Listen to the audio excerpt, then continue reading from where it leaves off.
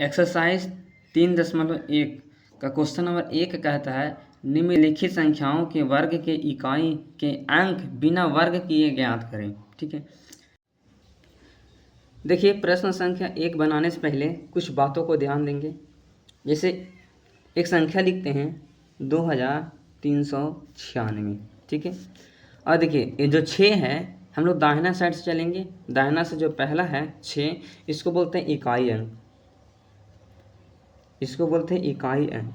ठीक है, और जो दूसरा है इसको बोलते हैं दहाई अंक, दहाई अंक, और तीसरा बोलते हैं सैकड़ा, सैकड़ा, और इसको बोलते हैं हजार। इसके बाद आता है 10,000, लाख, 10 लाख, इस तरह से चलते रहता है। तो हमें बोला था कि इकाई अंक यानी इसका पूरा का वर्ग नहीं करना है, बस इकाई अंक का वर्ग करके बताना है कि इसका जो इकाई अंक क्या आएगा। पहले इसका वर्ग करना है और उसमें इकाई अंक क्या आएगा ये बताना है। तो चलिए प्रश्न संख्या 1 को हल करते हैं। तो देखिए 272 है, इसका इकाई अंक कितना है 2 है, तो 2 का हम क्या करेंगे वर्ग करेंगे, तो हो जाएगा 2 का वर्ग कितना 4, तो हमारा इकाई अंक क्या हो जाएगा 4 हो जाएगा।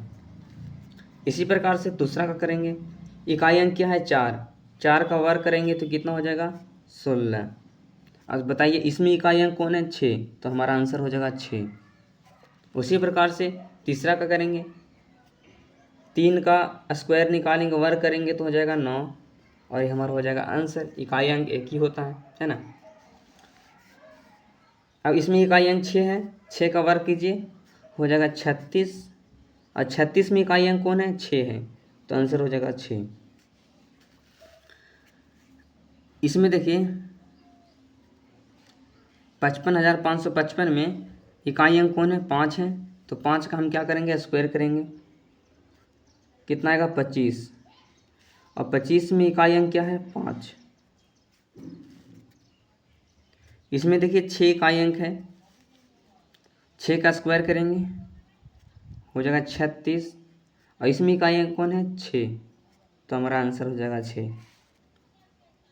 इसमें देखिए 0 है ना, तो 0 है तो देखिए हम लोग क्या करेंगे, 0 है और 0 का स्क्वायर करेंगे तो कितना हो जाएगा 0 ही होगा। इसमें इकाई अंक क्या है, इसमें इकाई अंक दिया हुआ है 7, और 7 का स्क्वायर करेंगे तो हो जाएगा 49, 49 में इकाई अंक है 9, हमारा आंसर 9 हो जाएगा। इसमें इकाई अंक कितना है 2 है, 2 का स्क्वायर करेंगे, इकाई अंक हो गया 2 का स्क्वायर करेंगे हो जाएगा 4, अरे हमारा आंसर। इसमें इकाई अंक 8 दिया हुआ है, तो 8 का जब स्क्वायर करेंगे हो जाएगा 64, और 64 में इकाई अंक कितना है 4 है, तो हमारा आंसर हो जाएगा 4। यदि किसी संख्या के इकाई स्थान का अंक 2, 3, 7 या 8 हो तो यह पूर्ण वर्ग संख्या नहीं होगी। संख्या 2, निम्नलिखित संख्याओं में से कौन सी पूर्ण वर्ग है। देखिए इसमें बताना है कौन सा, 4 ऑप्शन दिए हुए हैं, 4 में बताना है कि कौन सा आपका पूर्ण वर्ग है। तो देखिए 36 है, 31 है, 17 है और 12 है। देखिए निकालने का तरीका बताते हैं। जब भी किसी वर्ग या कोई अंक हो उसके अंत में इकाई अंक जो होता है, इकाई अंक के रूप में 2, 3, 7 या 8, ठीक है। यदि 2, 3, 7, 8 इकाई के स्थान पर मिलता है तो वह पूर्ण वर्ग नहीं होगा। अब चलिए देखते हैं।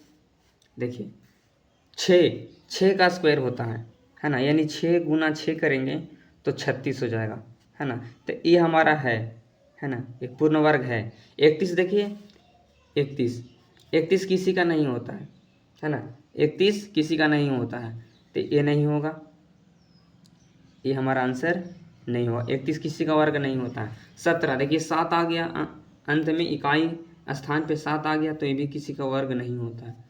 देखिए इकाई स्थान पे 2 है, यहाँ 2 बोला है कि 2 जिस संख्या की इकाई स्थान में हो वो वर्ग नहीं होता है, पूर्ण वर्ग नहीं होता है, ये भी नहीं होगा। प्रश्न संख्या 3 देखिए, निम्नलिखित संख्याओं में कौन सी पूर्ण वर्ग है, इसमें बताना है। तो देखिए पूर्ण वर्ग कौन सा है, तो अभी हम बताए थे कि जिस संख्या के अंत में 2, 3, 7, 8 मिलेगा वो पूर्ण वर्ग नहीं होगा। देखिए 7 है, ये नहीं है। देखिए 8 मिल गया, ये भी नहीं है। यहाँ देखिए 3 मिल गया, ये भी नहीं है। देखिए 484 है वर्ग, किसका है? तो 22 का है। देखिए 22 का निकालते हैं। 22 का जब स्क्वायर निकालेंगे, 22 को 22 से गुना करेंगे।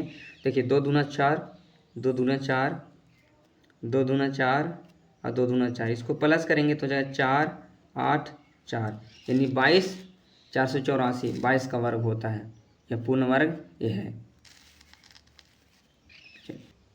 इसको समझिएगा, यदि किसी संख्या के अंत में शून्यों की संख्या विषम हो तो वह पूर्ण वर्ग संख्या नहीं होगी।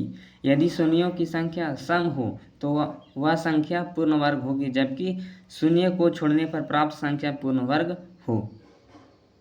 प्रश्न संख्या 4 में देखिए, निम्नलिखित संख्याओं में कौन सी पूर्ण वर्ग है?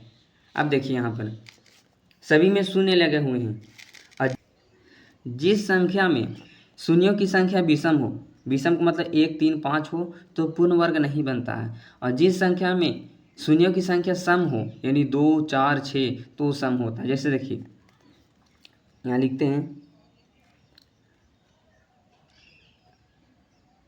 शून्य क्या हो?